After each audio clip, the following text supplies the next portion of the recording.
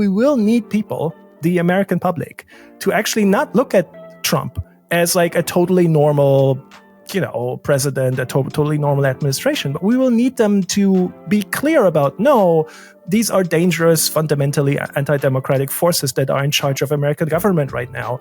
And we need to think sort of clearly and grapple seriously with how do you deal with that? And I don't think the right way to deal with that is just signal normalcy and pretend, oh, we're in a normal transition.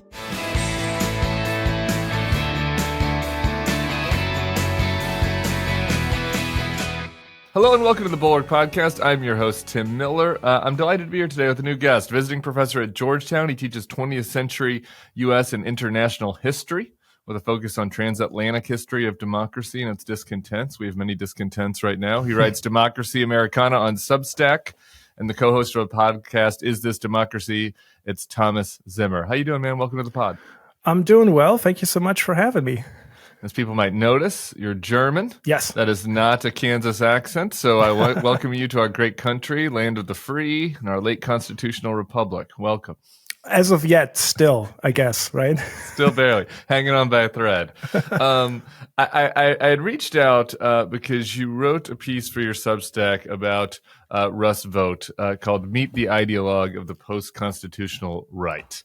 And in it, you had an insight that I think some people, particularly on the left, miss. It's kind of like this distinction of kind of this evolution of the right and the change of how they kind of see the world now versus maybe how the Tea Party right did, or how the religious right may have in the 80s. So I kind of want to talk about that in an academic way. But first, you also kind of go into Vought's background. So for people who aren't familiar with him, let's talk about Russ Vought, this super nerd, and why you might not think that the Office and Management of Budget Director would be the person to be most concerned about, but you make a strong case for it. So talk to us about Vought. Yeah, I mean, he is, in many ways, I think he's had a fairly normal, if you want to call that, career path as sort of an career operative who had positions at almost every level inside and around the Republican Party in Washington, D.C. over the course of almost 2 decades. I think he's in his late 40s now, I believe. And he went from low-level staffer to high-level, person who is sort of pulling the strings in the background. He was a congressional aide, a part of the think tank and the lobbying machine, a campaigner, and then a member of the Trump administration. I think in terms of where he comes from, he used to be, people used to see him as kind of a fiscal hawk, that sort of small government conservative who's looking for ways to, cut the budget and maybe cut departments or whatever. Cut red tape, yeah, singing my language. Yeah, no, absolutely. So that's what he was known for. And then to me, he's interesting because he is, I think, very much emblematic of a trajectory of these kinds of people who very much talked about themselves as small government conservatives to people who now, I mean, whatever you want to call him now, that's not what he's talking about now. He now wants to mobilize government and use of the coercive powers of government to impose a certain vision on American society. These are the same kinds of circles who, when Barack Obama was thinking about using an executive order, called him a tyrant. And now, I mean, this guy, he himself he's now, will gladly tell you that he has drafted dozens, maybe hundreds of executive orders. So there's a trajectory there, and I think that is really worth getting into and sort of trying to understand what's going on there. Yeah, I think that's right. And so this kind of radical constitutionalism that he gets in, and he is emblematic of this trajectory, right? Because he was on the. It's not like I came from kind of the rhino, moderate, squishy Republican background, right? That was never him, right? And he worked for the kind of Tea Party types and the more radical part of Congress, and so he was in some ways always on that trajectory. But like the way that they talk about their political project has changed dramatically, right? Like the Tea Party right was, and obviously there was a racial element of it with Obama, and there were cultural elements to it, but they really were focused on kind of cutting the government, dismantling the government. Some of the language that you do still hear from like Elon and Vivek about Doge, right? That we got to find efficiencies and all this. So that was really what it was focused on. It has evolved from there, and they admit that it's evolved, right? Like it is the stated thing that there's stated vision that they see the world differently now. So talk about that and what's changed. Yeah, I think what's interesting is that he himself calls it radical constitutionalism. That's what he wants. That's what he says what is needed now. And it's really quite interesting how someone like Russell Vought, he will not even talk about himself and his own political project in the idiom of conservatism anymore. Like, these people will tell you conservatism is no longer enough. That is sort of the rallying cry of these kinds of circles. So he calls it, what is now needed is radical constitutionalism, because he says there is just nothing left to conserve, right? So he would probably tell you, okay, so 20 years ago, this sort of more traditional small government conservatism, that's what was needed if you were a constitutional conservative. But because in their understanding, the left, the progressives, the socialists, honestly, he uses all those terms interchangeably. It's all kind of the same.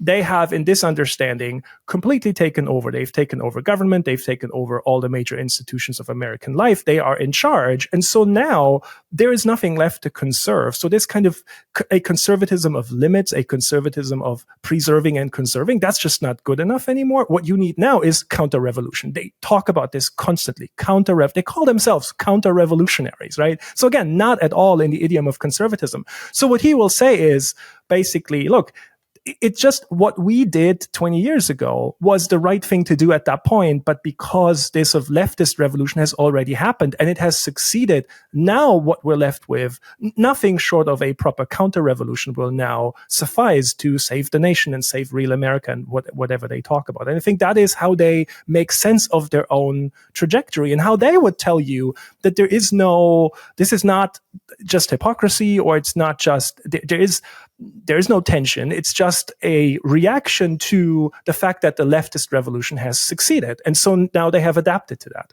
Yeah. There's nothing left to conserve is really the key line there, right? And that I think you wrote that but they believe that the natural order, the natural order itself has been destroyed, right? And so if you put yourself in that view, right, where then you are the counter-revolutionary that needs to tear everything down. And in a weird way, they've positioned kind of the Democratic establishment as the small c conservatives in the traditional sense, not of like, pro-life or whatever, but in the sense of like conserving the existing institutions, conserving, the American republic, right? And like that they no longer see that as an important goal. And it's not just not just the Democratic establishment, it's the Republican establishment as well. And it's even like Vought will tell you that he thinks what the Federalist Society is doing is completely like misleading, and it that's just not good enough, because they also like that type of originalism is also not good enough, because it pretends we still have a constitutional order that you can preserve, but you can't, right? And I think it's really important when he constantly says we're in a post-constitutional regime now. He doesn't just mean a kind of formalistic view of how, say, the different constitutional actors relate to each other, and it's this idea of a natural, quote unquote, natural order or divinely ordained order that was supposedly enshrined in the constitutional order, supposedly enshrined in the nation's founding documents.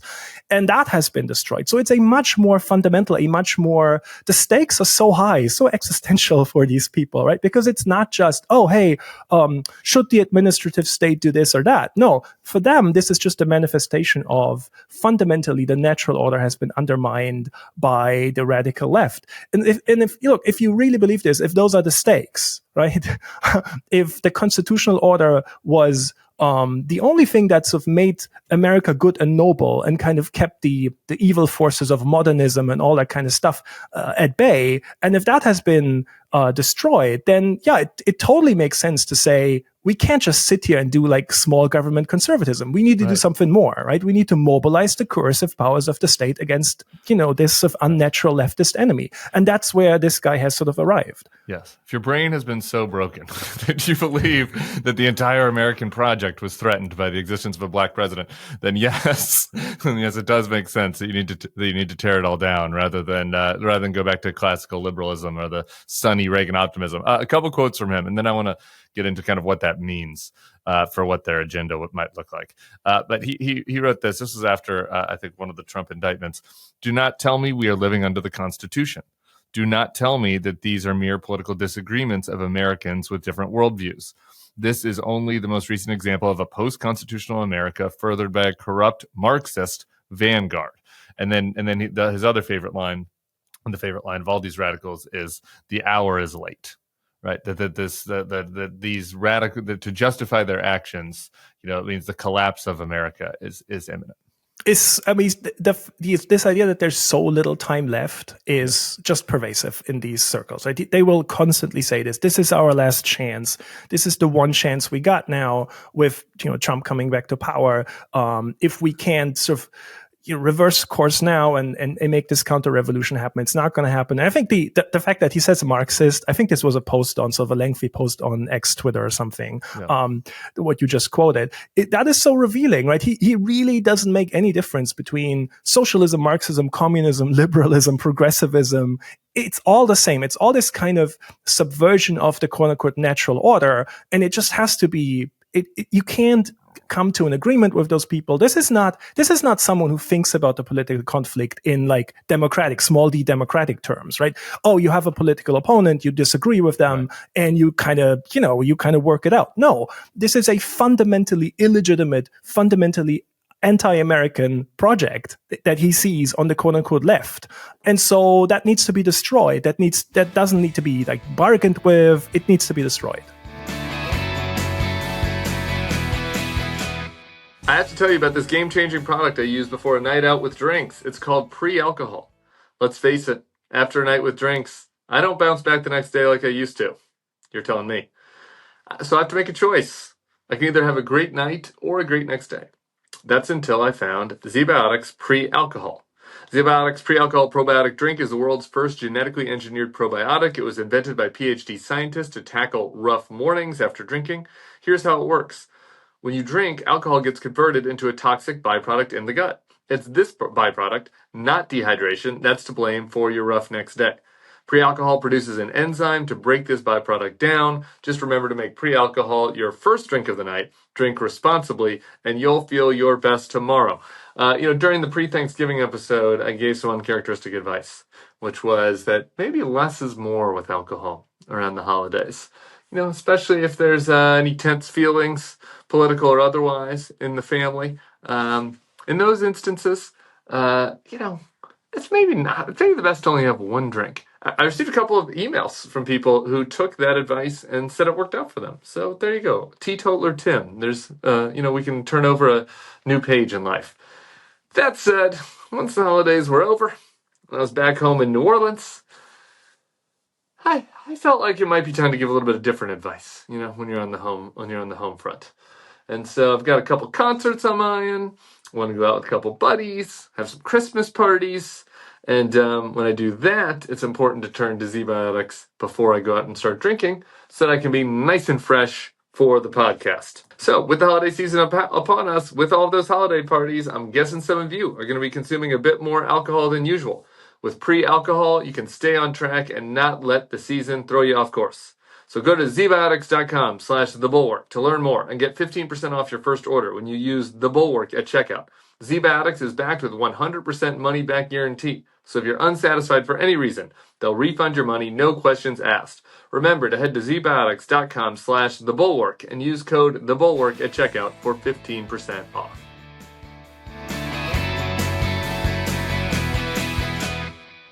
I want to play a clip from that kind of secret video of the group that did an interview with Vought where he talks about some of his plans and then get into that. So let's listen to it. This is Russ Vought talking to some undercover journalists.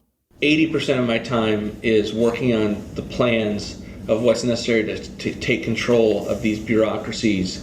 And we are working doggedly on that, whether it's destroying their agency's notion of independence. They're independent from the president.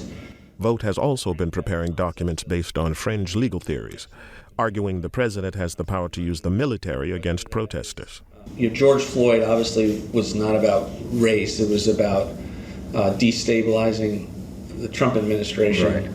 Right. We put out, for instance, a 50-page paper designed for lawyers to know that the president has the ability both along the border and elsewhere to maintain law and order with the military, and that's something that it's going to be important for him to remember and his lawyers to affirm. But we've given them the case for that. So there are two important points in that bit that I want to focus on. One is where he talks about taking control of agencies that see themselves as independent, DOJ, FBI, et cetera. Who the hell knows? Maybe even the Fed. And then that last bit where he talks about how the time that he's been spending on these memos that are designed for lawyers, like that they've been thinking about this, and they've been thinking about the ways that they can use the current legal structure to advance their extra legal or post-constitutional plans. Yeah, I think what you heard there is again, this is not dismantling the state, right? They want to do that, like they want to get rid of the Department of Education, whatever. But what you heard there was, no, we're going to take over government, and we're going to do it by purging the government, purging the state of the leftists, the bureaucrats. And by the way, he sees all of these career bureaucrats, experts, as just part of the leftist takeover of government. And so he was, even in the first Trump administration, the biggest proponent of Schedule F, this presidential executive order that would convert thousands, maybe tens of thousands of career civil servants into political appointees and then make them fireable. That's what that is about, right? And so that's what they want to do again, purge government, purge all these agencies, departments, every part of the administrative state of what they see as the enemy within, and replace them with loyalists. That was very much part of all the sort of big right-wing planning, Project 2025 being one of the big planning operations on the right, is of this idea, we need to get rid of these people and we need to find our people to replace them with. That's one part of it. The second part is they're very clear that their project is fundamentally not popular. If you tell the American people what they actually want to do, people will say, that sounds not great. So they know this will lead to protest, or they are expecting protests. And I think when you hear Russell Vought talk about sort of his biggest regret from the first Trump administration is precisely that in the summer of 2020, during the George Floyd protests, they did not invoke the Insurrection Act to use the military to suppress those protests. And they're 100% clear this will not happen again. Next time we'll be ready. They think they had too many of those Federalist Society rhino lawyers in and around the White House who kind of talked them out of this. Trump wanted to do this in the summer of 2020, but they didn't. They were sort of talked out of it by lawyers, legal counsel, whatever. And so they're 100% clear. This must not happen to us again. Next time we will absolutely use the military. We will invoke the Insurrection Act. And so that is what they've been preparing. That is sort of one of his biggest frustration is precisely this. We were much too lenient. We allowed protests. We shouldn't do this. I think it's interesting that's one of his biggest frustrations, because again, when people try to wrap your mind around this, it's like, okay, he's this nerdy guy with glasses. He's in charge of the budget department. It's like, what? Like, I get, does it matter if he has some kind of fringe beliefs about turning the military against American citizens? And the answer is kind of yes, right? Like the OMB, like the management, the M part of OMB is important, and working with Stephen Miller and other people within the executive branch, it's kind of taking control of all of these agencies and in ways that would give him some purview over over cracking down on protesters. Yeah, he himself calls OMB the nerve center of the federal government, and I think he's kind of right about this, or at least you can use it that way. It's always a question of what you want to do with these institutions and agencies. And for him, and I think you saw this in the first Trump administration, he became director of OMB in 2019, and some of his greatest hits were he held up military aid to Ukraine because Trump wanted to pressure the Ukrainian government into delivering dirt on Joe Biden. He directed billions of dollars from the Pentagon to Trump's border wall fever dream. He was the most aggressive proponent of Schedule F. So this is a powerful position if you want to use it that way. And he absolutely sees it as a kind of position where you can bend the entire machinery to the will of Donald Trump. And that is, to be clear, he really sees Donald Trump as a gift from God. That's how he describes him, literally, a gift from God, someone who is precisely the right kind of radical figure to lead this counter-revolution. He is entirely devoted to, again, bending the entire machine to Trump's will. Yeah, and it's important to add to that. because he also is a radical on cultural issues, right? Like you said, get from God. Like he specifically says, I think in another clip from that interview, which I didn't play, about like reinvigorating Christian nationalism and infusing the administration with Christian nationalist views. And I think the budget will also have views on that. And this ties to your point about how they know it's unpopular. Like there are ways that they, kind of might be able to reduce access to contraception and change rules via HHS in ways that advance their religious and cultural agenda without having to pass like unpopular bills through Congress. I think this is another reason why Vought is important or interesting, because he is competent, right? He knows how government works. And I think, in the first Trump administration, there was this saying, malevolence sort of tempered by incompetence, right? And as we're once again sort of looking at what we're in for with the second Trump administration, and we see a lot of fundamentally incompetent people because Trump insists on nominating them. But then on the other end of the spectrum, there's people like Russ Vought who he knows how government works, and he knows how to make it work. I mean, I think people tend to think that sort of the extremists, the nutty MAGA people are also sort of incompetent. And conversely, when you go up on the competence scale, you tend to go down on the nutty ideology scale. But that's, again, and that if you look at someone like this, this is a truly committed ideologue, right? He really means this kind of stuff. He's fundamentally not on board with any kind of pluralistic vision of a democracy in which people have disagreements and they kind of, try to come to some sort of, consensus or understanding. No, he's not on board with that. He's a truly committed ideologue, but he's also very competent. And so these are the more, in that sense, I think these are the more dangerous people that we need to worry about. It is tough to find people that are both competent and radical. Yes. So that's what makes him that's what makes him so noteworthy. All right, you had one other post on your Substack that I just wanted to talk about a little bit. It was from about a week or so ago now, and so the news has changed a little bit. But it was partially in response to the President Biden's kind of smiling picture show, first day of school picture fest with incoming President-elect Trump, and kind of tying it to Joe and Mika going to Mar-a-Lago, and Bezos and Zuckerberg went to Mar-a-Lago, and like all of this people who are presumably at least small L liberal that had opposed Trump that are participating in this anticipatory obedience already. So talk about that and why we're seeing that and why you have concerns about that, particularly in the context of kind of your work looking at authoritarianism around the world. Yeah, I mean, I'm concerned about this, also sort of honestly frustrated, because I think modern society and sort of complex modern societies and modern states are difficult for any authoritarian regime to kind of bring in line, even if they're fully competent. But right now, or since the election, I think ostensibly anti-MAGA political leaders and liberal institutions have kind of really assisted the Trumpists in kind of bringing the machinery in line.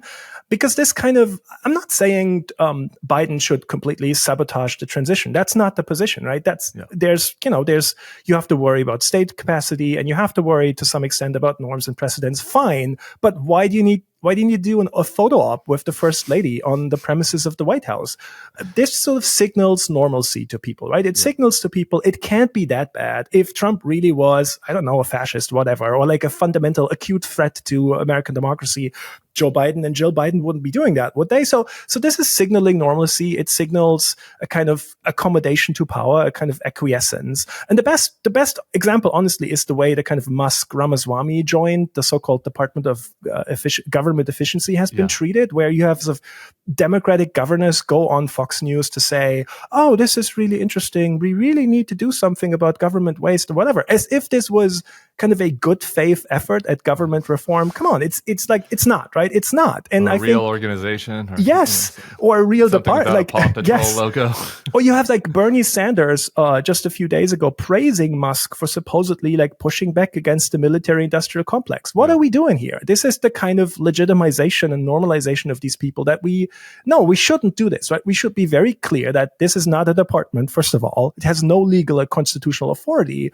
And these people are not good faith actors actually concerned about, government efficiency. So we shouldn't be sort of normalizing it in that way, because we will at some point, right? I believe things could get potentially really bad in the second Trump administration. And at that point, we will need people, the American public, to actually not look at Trump as like a totally normal, president, a totally normal administration, but we will need them to be clear about, no, these are dangerous, fundamentally anti-democratic forces that are in charge of American government right now.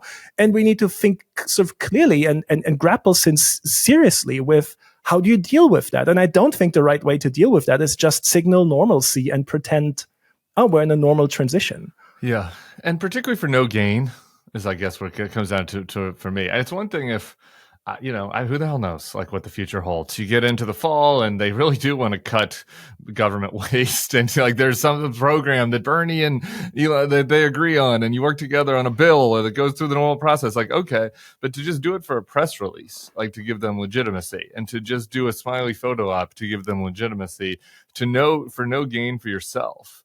I think that probably the best way back for power for the Democrats is a failed Trump administration, not working with the Trump administration on stuff. So this doesn't mean that there won't be moments to work with them, and there won't be times where you have a responsibility to the public. But to do it now for no political gain seems rather misguided. I agreed with that. Okay, Thomas Zimmer, thank you so much, man. He's visiting professor at Georgetown. It's Democracy Americana on Substack.